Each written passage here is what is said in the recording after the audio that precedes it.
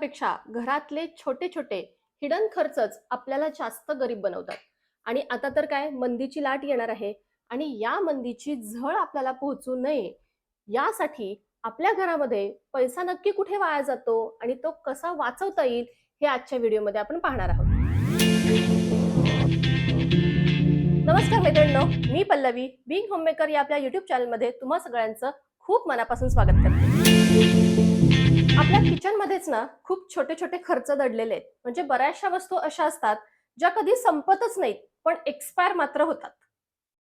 आता या वस्तू म्हणजे असे अर्धवट राहिलेले फूड पॅकेट्स जे कुठेतरी कोपऱ्यात एका डब्यात जाऊन बसतात आणि मग ते नंतर आपल्या लक्षातच येत नाही. तर खास अशाच अर्धवट पडलेल्या पॅकेटसाठी एक बास्केट बनवायचं ज्यामध्ये हे सगळे पॅकेट्स ठेवायचे आणि त्यावरती एखादं हवं तर लेबल लावा, यूज फर्स्ट बास्केट. आता हे बास्केट किचनमध्ये सतत आपल्या डोळ्यासमोर राहील अशा जागेवरती ठेवायचं, जेणेकरून जेव्हा काही आपल्याला सुचत नसेल किंवा नवीन काही बनवायचं असेल त्यावेळेस पहिल्यांदा हे बास्केट उघडून पाहायचं. आता यामुळे काय होईल, डुप्लिकेट शॉपिंग कमी होईल आणि एक्सपायरी वेस्टेज कमी होईल. आपला पुढचा मुद्दा असा आहे, ऑनलाईन शॉपिंग वरती कंट्रोल करायचा. मग आता तुम्हीच मला म्हणाल की तूच आम्हाला वेगवेगळे प्रोडक्ट्स दाखवत असते. पण पहा, मी एक क्रिएटर आहे आणि तुमच्या समोर वेगवेगळे प्रोडक्ट्स घेऊन येणं, त्याची तुम्हाला ओळख करून देणं हे ॲज अ क्रिएटर माझं काम आहे.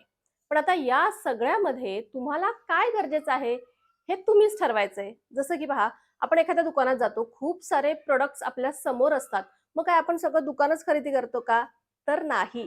त्यामध्ये सुद्धा आपल्याला काय आवडतंय, आपल्याला काय गरजेचं आहे, तीच वस्तू आपण खरेदी करतो की नाही?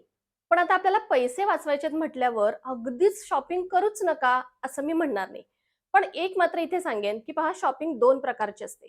एक म्हणजे आपल्याला आवडणारी आणि दुसरी म्हणजे आपल्या गरजेची. तर आता मंदी येणार आहे, जसं मी तुम्हाला आधीच सांगितलं, त्यामुळे आपल्याला पैसा वाचवायचा आहे.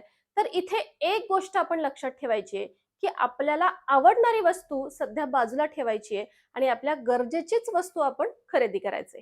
जसं की आता मी जो ड्रेस घातला ना, तो तुमच्यापैकी बऱ्याच जणींना आवडणार आहे मला माहिती आहे आणि तुम्ही मला याची लिंकही विचारणार आहात, हो की नाही?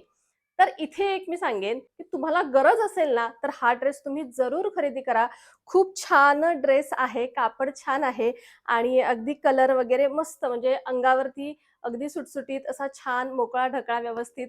पण तरीही एक गोष्ट मात्र इथे मी तुम्हाला आवर्जून सांगेन की गरज असेल तर, म्हणजे काय, की रिसेंटली तुमच्या घरामध्ये कोणतं तरी फंक्शन आहे आणि तुम्हाला त्यासाठी नवीन ड्रेस घ्यायचाच आहे, किंवा तुम्ही कुठे फिरायला जाणार आहात, म्हणजे गरज आहे तुम्हाला एखाद्या नवीन ड्रेसची, आता जर गरज आहे तरच घ्या. आजचा आपला आज विषयच असा आहे की आपण आपला पैसा कुठे वाया जातोय हे आपण पाहतोय. मग त्यामुळे आवडीसाठी सध्या पैसा खर्च करू नका, फक्त गरजेसाठी पैसा खर्च करा. आजकाल आपली लाईफस्टाईल एवढी बिझी झालेली आहे की आपण आपली सोय पाहतो आणि मग त्यामधून काय होतं की रेडी टू ईट फूड आणणं किंवा चॉप्ड व्हेजिटेबल आणणं, डिस्पोजेबल डिश वापरणं, अशा काही ज्या गोष्टी आहेत ना त्या आपण वारंवार करतो आणि यामध्ये आपला खूप पैसा जातो. आपला वेळ वाचावा, आपली सोय व्हावी म्हणून खरं तर आपण या चॉप्ड व्हेजिटेबल्स घेऊन येतो. पण कसं आहे ना, या व्हेजिटेबल्स तेवढ्या फ्रेश नसतात जेवढ्या घरी कट केलेल्या व्हेजिटेबल्स असतात. शिवाय त्यांचे चार्जेसही अवाढव्य असतात. त्यामुळे शक्यतो अशा गोष्टींमध्ये रेग्युलरली आपला पैसा वाया घालवणं आपण टाळायचंय.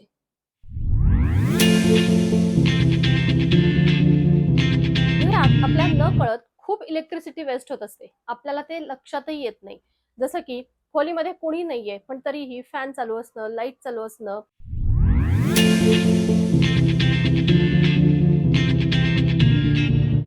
आपण एखादी इलेक्ट्रिकल गॅजेट्स वापरत नाहीये, पण तरी देखील त्याचा स्विच ऑन असणं, मोबाईलला चार्जिंग झालं तरी देखील स्विच ऑन राहणं, फ्रीज सारखा उघडणं, बंद करणं.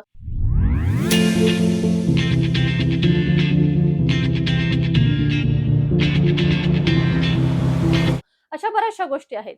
तर या गोष्टी नकळत आपलं इलेक्ट्रिसिटी बिल वाढवतात. घरातला सगळ्यात मोठा हिडन खर्च म्हणजे फूड वेस्ट.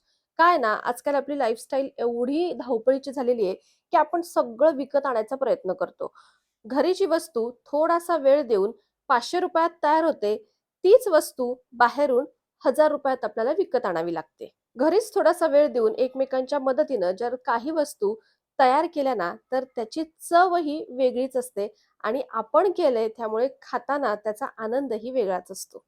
इथेच अजून एक मुद्दा मी सांगेन, की पहा आता मी इथे पाटा वरवंट्यावरती हा चीक काढते आणि तो एवढा सुंदर निघतोय, म्हणजे अजिबात चीक लाल पडत नाहीये. म्हणजे गव्हाचा जो कव्हर असतो ना, तो अजिबात त्यामध्ये मिक्स होत नाहीये आणि त्यामुळे पहा अगदी व्यवस्थित पांढरा शुभ्र चीक निघालाय आणि पांढरी शुभ्र कुरडई देखील इथे झालेली आहे. पण आपण आजकाल पारंपरिक गोष्टी बाजूला ठेवतो आणि बऱ्याचशा घरांमध्ये जिथे घरी कुरडया केल्या जातात, तिथे चीक मात्र फूड प्रोसेसरवरती किंवा मिक्सरवरती काढला जात असेल.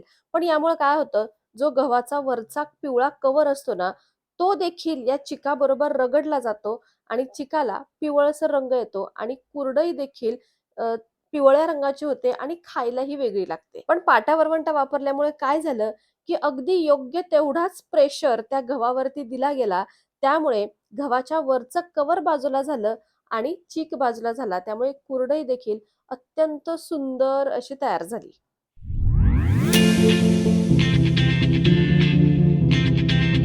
मैत्रिणींनो, पैसे वाचवायचे कसे?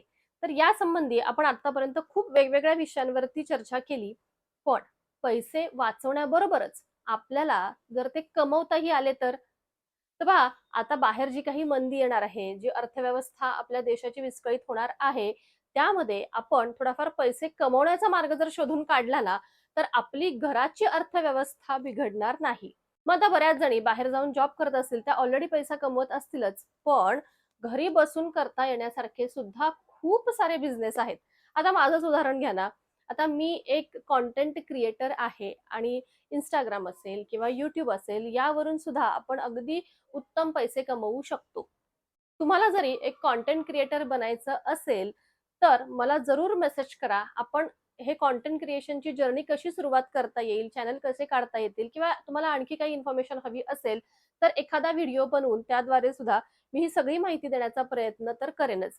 पण शिवाय अजून खूप सारे वेगवेगळे बिझनेस आहेत, जे आपण घरी बसून करू शकतो. आपल्या फॅमिली मेंबर्सपैकी बऱ्याचशा आपल्या मैत्रिणी घरूनच बिझनेस करतही असतील, तर तुम्ही कोणता बिझनेस करता मला कॉमेंट बॉक्समध्ये जरूर सांगा. जेणेकरून आपल्या बाकीच्या इतर मैत्रिणींपर्यंत ते पोहोचेल, की हां, बाबा हा बिझनेस देखील आपल्याला घर बसल्या करता येऊ शकतो आणि मग प्रत्येकीलाच घरी बसून आपल्या आवडीचा, आपल्याला जमेल असा त्यातूनच एखादा बिझनेस निवडता येईल. आणि तुम्हाला या विषयावरती जर सेपरेट व्हिडिओ हवा असेल, की घरी बसल्या आपण कोणता बिझनेस करू शकतो, तर मला तसा देखील कॉमेंट करा. जेणेकरून या विषयावरती आपल्याला एक सेपरेट व्हिडिओ दाखवता येईल.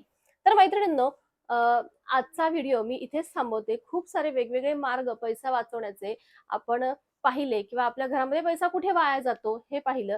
तर आजचा व्हिडिओ तुम्हाला कसा वाटला? कोणता मुद्दा जास्त आवडला? हे मला जरूर सांगा आणि आपला व्हिडिओ आवडला असेल तर लाईक करा, शेअर करा आणि चॅनलवर नवीन असाल तर सबस्क्राईब देखील जरूर करा. भेटू आपण पुन्हा एकदा अशाच नवीनच्या व्हिडिओमध्ये. तोपर्यंत बाय बाय.